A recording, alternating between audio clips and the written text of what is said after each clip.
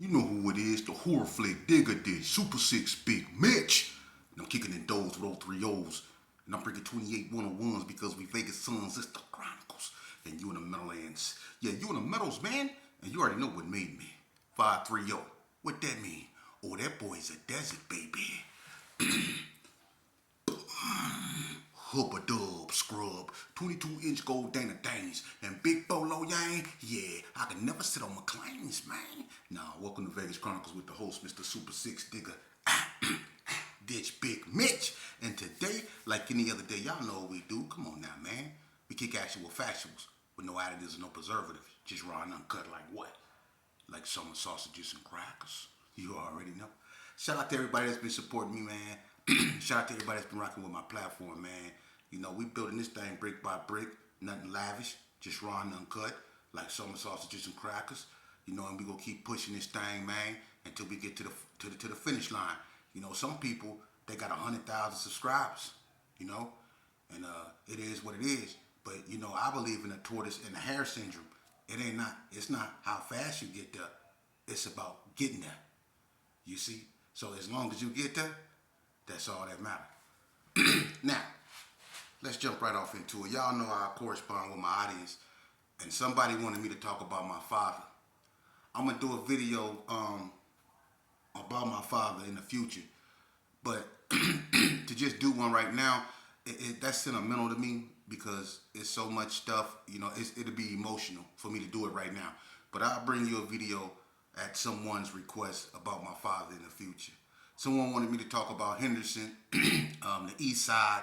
You know what I mean? And you know the reason why I don't talk about the East Side a lot, you know, like 28th Street or the Pueblos, is because honestly, you know, I'm a real West Side baby. You know, and when I was active in the streets, 28th Street, you know, they were doing their thing. You had Ocean and all them, the Mwood dudes up over there, Smack G, Quest, Slim, all them was up over there. You know, 28th Street was doing their things. You know, the Pueblos or Dogtown, which whatever one you want, I respect them, but they wasn't really active when I was on the street. You know, so that's why I don't talk about them a lot. I would love to get some Pueblos on here like Coleon, Killer Will, and a few more so they can spit their history. Shout out to Dogtown and shout out to the Pueblos, you know, and shout out to 28th Street. I would love to get a lot of them on there. I know the chapter twos. But as far as the East Side in general, I don't know too much about the East Side to be speaking on them like that because I'm going to be just 100 with you. When I was out, it was about the North and the West. You know, you had the Hogs, Highland Village Crips, the Los Hermanos and Henderson. But it was about the North and the West. No disrespect to the East and the South, but it was about the North and the West. I'm just keeping it 100 with you, you know. Now, I would speak on Henderson, but you know, I would love to bring the Henderson Halls on here so they can talk about their history. You know what I mean? I'm gonna be moving on to other things. You know what I mean? I'm gonna be letting people, you know, get their versions of Vegas. I gave my version. You know, it's a lot of things I didn't talk about when it come to my life that I'm gonna bring forth. But as far as Vegas, it's time for somebody else's point of view. You know. So I don't want to just keep talking about the same thing over and over again. People go eventually get tired of that, man, and that ain't what I'm about, man. You know what I mean? So moving along, someone asked me another question. You know, they wanted to know who did I despise the most when I was gang banging, as far as other gangs. Well, or what individuals did I, you know, despise? Who I hated the most? I hated a lot of people, you know. And being older now, I realized I hated myself the most. But to answer the question, I mean, it was a few guys I couldn't stand when I was gangbanging, to be honest with you. And it ain't because their name was ringing, it was because I had like personal conflict with them. Like Bun Tate from West Coast Bloods, rest in peace, Shantae Spates. You know, me and Bun Tate, you know, we grew up together. We grew up fighting, you know. But, you know, before Bun Tate became a West Coast Blood, Bun Tate was a Weaver Street Blood. People don't even remember the Weaver Street Bloods.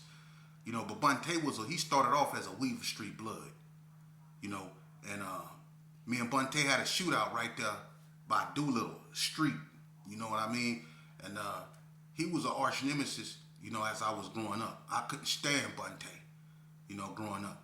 Another person that I didn't like growing up, I had a few run-ins with, was KD, Lil Billy from Rolling 60s. You know, he rest in peace too, you know, which is a shame.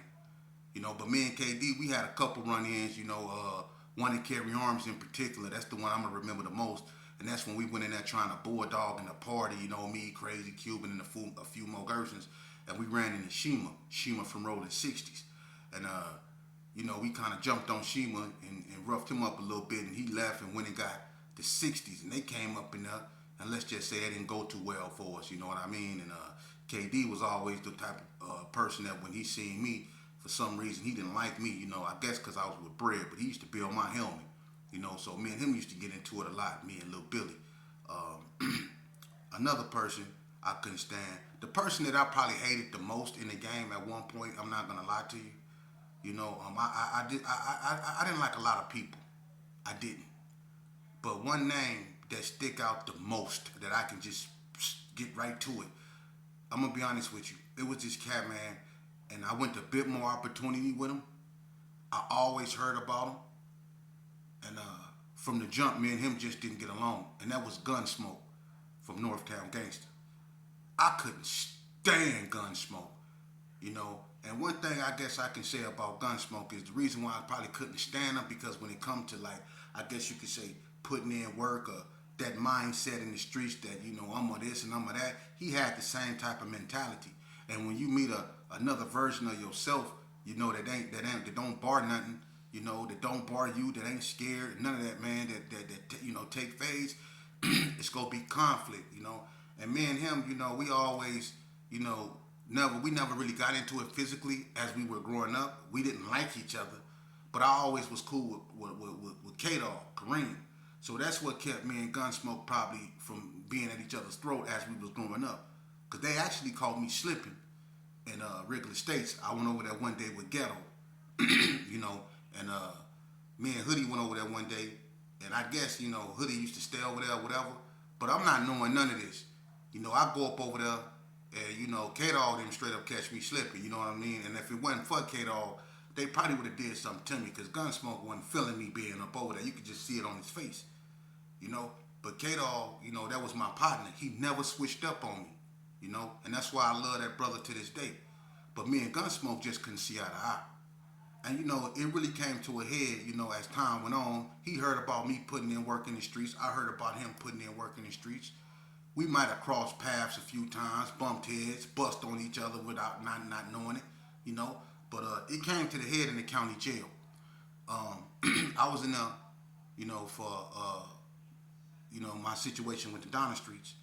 And, when he came in there, you know, I was on the 7th floor, and when he came in there, you know, they used to be able to come to the window and look down and see the basketball court.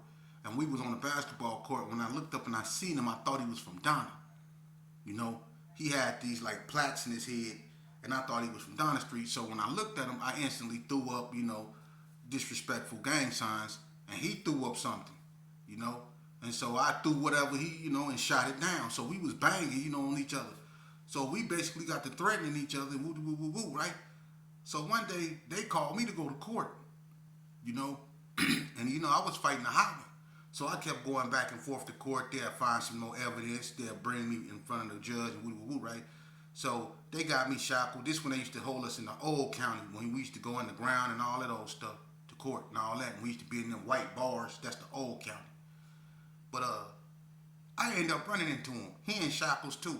I'm going to keep it 100 with you. Soon as we seen each other and they shut them bars and left, we in shackles. We at each other's throat in shackles. Action. If you see Gunsmoke out there, Gunsmoke in my line, me and that cat there was fighting in shackles. We had shackles on and we was trying to get at each other. Then he sat down and got to kicking at me. And I sat down and got to kicking at him. You should have seen that.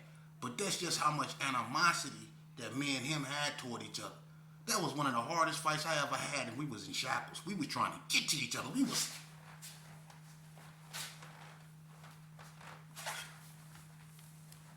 at each other's throat, right? So after we realized, you know, that wasn't getting us nowhere. We just sat there and we just held each other because we really couldn't do nothing with each other. We just had each other, you know, and we just were disrespecting each other, all in each other's faces, stuff like that, right?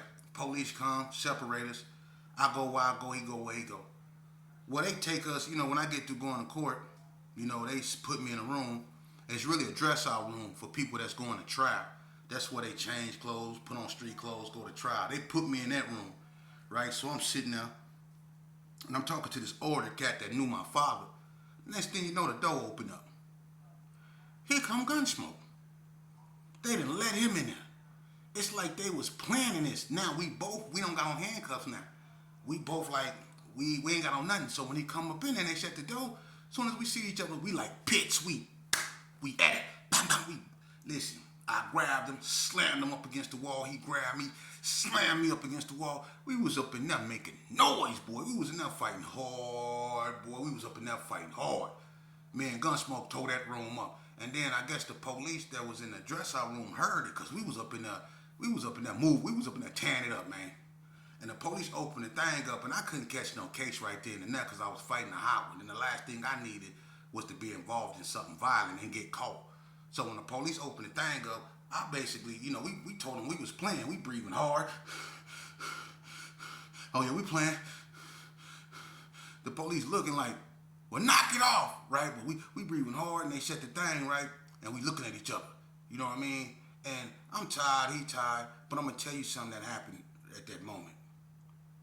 It's all that fight me and Gunsmoke did. We talked. Because I'm like, F Donna. And he was like, I ain't from Donna. I'm Northtown Gangsta Crip. And I'm like, Northtown? And I'm like, I thought you was from Donna. He's like, no, Sheep. And when he called me Sheep, he's like, I knew he knew me. And I asked him, what's your name? Gunsmoke. And I'm like, wow. I always knew I knew him, but my mind just wasn't there, man. And we got to talking, and he was like, man, you threw me up and shot me down, you know what I'm saying? And now, that's why I disrespect you, man. And I was like, wow. But we had an opportunity to talk. Now, I ain't saying Gunsmoke like me. I ain't saying he liked me. He probably never liked me. But I ain't got nothing against that brother, man. But the fact that me and him was able to, stall it out and really talk, we found out that it was my bad because I thought he was somebody he wasn't. And he was from somewhere he wasn't. So I disrespected that man for nothing. You see? But at the end of the day, we was able to talk about it. And when we left that room, I felt we didn't leave as enemies because I don't hate Gunsmoke. I respect him. He a legend in the street, just like me. And he survived these streets. I even ran into his son at Indian Springs. And I took his son up under my wing, And I made sure that nothing happened to his son out of respect for him. And like I say, Gunsmoke might not like me, but I tell you this here. If he seen two skinheads or some Klansmen jumping me, I guarantee you Gunsmoke go help me. Just like if I witnessed that happening to him, no questions asked, something there. You see? And the fact that we can put whatever we going through aside and be there and assist one another in that type of situation gives us hope. Because we as a people need to be able to put our petty differences to a side and be able to focus on what we have in common. Now, people asking me a few more questions, but I want to just jump into something right now because I feel that now is the time to say what I need to say. As people can see, I've been talking about what's been going on and no need to talk about the brother that did what he did behind his son. But y'all seen the Memphis police that beat that brother Tyree Nichols, unalived that brother. They got it on camera. They unalived that brother in the most hideous and heinous way. And they was found not guilty. Now, not just that, the other police from 2 years ago, the African immigrant, the one that was shot behind the head, they just declared a mistrial. This just happened today, a mistrial in that case, where he shot that man in the back of his head. Y'all see what's going on. The hate is real. I told y'all they was going to set the stage to where they was going to pit us against each other. What they trying to do is get us to protest. Think about this, and this is sad. If those officers that did that to Tyree Nichols in Memphis, they were black, if they were white and they did that to him and they got found not guilty, even though they got convicted on federal charges already, but they got found not guilty on every charge.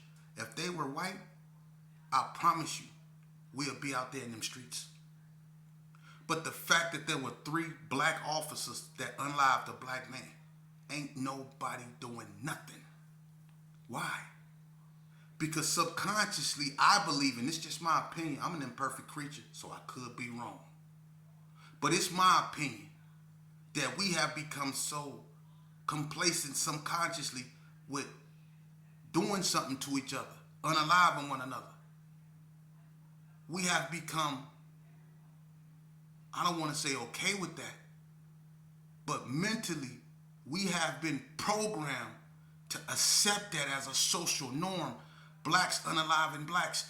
That's why there's no animosity being felt, because if those police were white, trust and believe, just like George Floyd, Eric Brown, Michael Brown, Eric Gardner, Sandra Bland, Sandra Messi, Tamir Rice, Trayvon, it's countless brothers that we were up in arms over.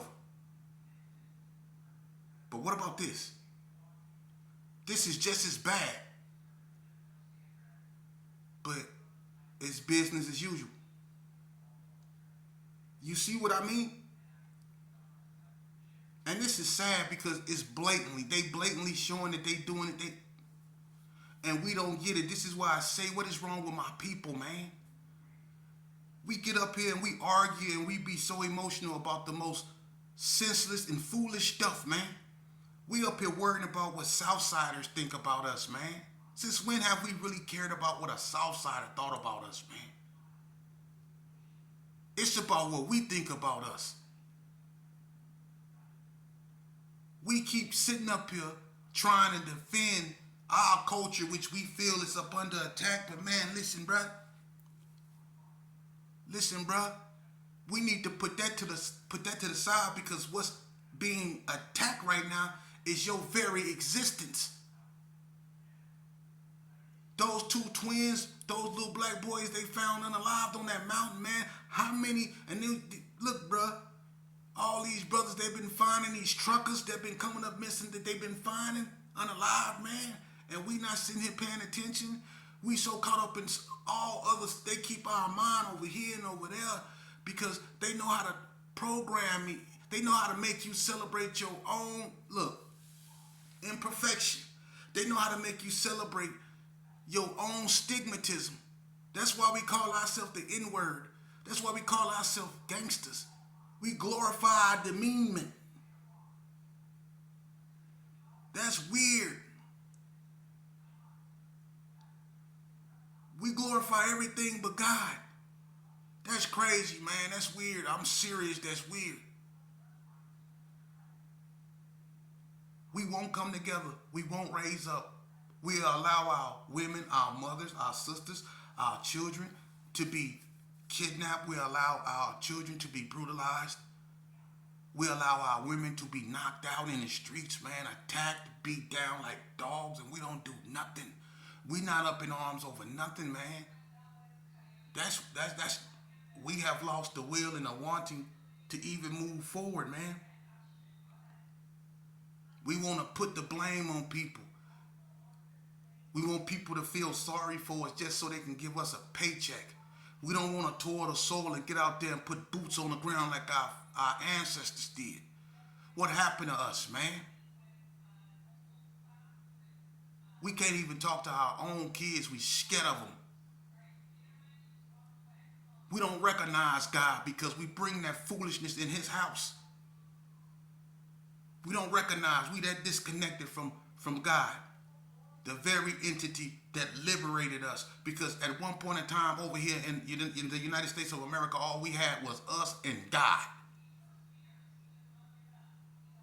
And that's when we was at our greatest.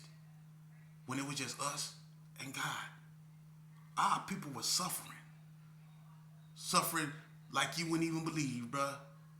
It wasn't just about not being able to drink over here or being able to sit over there, man. They had to be in the house at a certain time. Them people can come in there and snatch your father out the bed in front of everybody, and there ain't nothing nobody can do about it, man. People can lie on you, and they'll do you like what was done to Emmett Till. See, they was up under real oppression. See, it wasn't a figment of their imagination. It was a reality that they had to go through. But what made them a resilient people, what made them people rise above all means, was the will and the wanting to be liberated, to be treated like human beings. See, they had a real belief in God. That's what delivered them, because they was courageous enough to face their fears. You see, and they fears were people who were hell bent on keeping them down and keeping them in the place of servitude and keeping them in the place of oppression. You see, those were their enemy. Those were their oppressors. But who we're facing now is self-infliction. The biggest enemies and perpetrators that we gonna have to deal with before we get it straight is gonna be ourselves. We scared to look in the mirror. You know? We scared to look in the mirror. You know? And shame on these cats up out here. And I'm going to call them out, man, because people act like y'all so-called gangsters that's on this internet right here. I don't care where you from or what you claim to be. You're a human being. You bleed just like anybody else. But y'all out here feeding these youngsters this foolishness when a lot of y'all done been through it. A lot of y'all know what awaits when you live this life. Y'all know what it leads to, because you done lost your homies, your brothers, your sisters, your mothers, your uncles, your aunties in this game. So y'all know where it leads to. But y'all still get up here because y'all want the attention. You never been nothing in life. You never been nothing as a gangbanger. So you get the internet, you get up here, you get the line to get that type of attention. Then you realize that conflict sells. It ain't about the truth. It ain't about morality or ethics. It's about creating content. So you get up here and you get into beefs with other people, man, and y'all make that the new norm. Y'all take what we used to do on the street, the backstabbery. Yeah, the lying, the disrespect, the gang banging, whatever. You put it on here. And now the internet has become the black man's worst enemy. It's crazy, man. But we ain't gonna learn. We should be up. You know what? I'm gonna be so 100 with you. We should be marching for our own behavior, due to our own behavior. We should be marching because it's little black boys in Chicago and elsewhere that run around saying you got to have 4 bodies, 5 bodies to even be a part of their clique. That right there should have us up in arms. What are we raising? What are we raising, man? But when we turn our back on God, the way we turned our back on God, when we became disconnected from spirituality, this is what we reap. You see? Look, man. Look.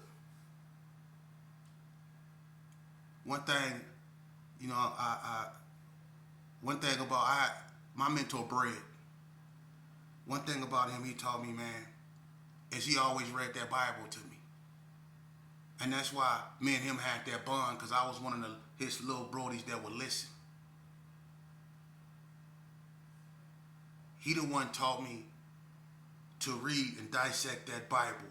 He the one planted that seed, along with people like Mr. Watson, a white man that was in Elko. I didn't know when I was a little kid that Bread wasn't meant to make this journey with me, that he was just passing through in life. But there was a good brother that taught me lessons I'll never learn, but we was playing a dangerous game, man. You know? And he always knew he wasn't go be here. And one of the coldest things he told me, I remembered, and I ain't gonna never forget this. We was over his house in the Big Carry Arms. It was raining outside. And I remember me and Hard Tackle was over there Brett had that Curtis Mayfield bumping it real loud. Make a long story short, we got in the conversation. And Brett asked me what we'd do if he got knocked down that night. I told him, I say, they'll be swimming in blood. Because he already knew what I would go. If somebody, come on, man. He said, all right. But then he told me, he said, well, what would you do if he found out I got knocked down and the homies did it? It was so quiet in there. Because me or Noah hard tackle, we didn't understand what you mean. Because hearing that, we couldn't fathom that. He said, well, what would you do if I got knocked down and you heard the homies did it? Well, what you mean? That man was he was before his time. You see? He knew backdooring was coming. And it's way back in 1990, he told me this. He knew this backdooring thing that's so prevalent now was on its way. What would you do if I got knocked down and you found out the homies did it? That's a cold statement right there. But that's the game now. And you wonder why people don't respect us. We don't respect us. We so out of touch, not just with ourselves, but we out of touch with reality. We out of touch with the very essence, that the very thing that makes us who we are. We out of touch with everything, man. And we want to blame everything on other people. Yeah, people are racist out there. Yeah, people are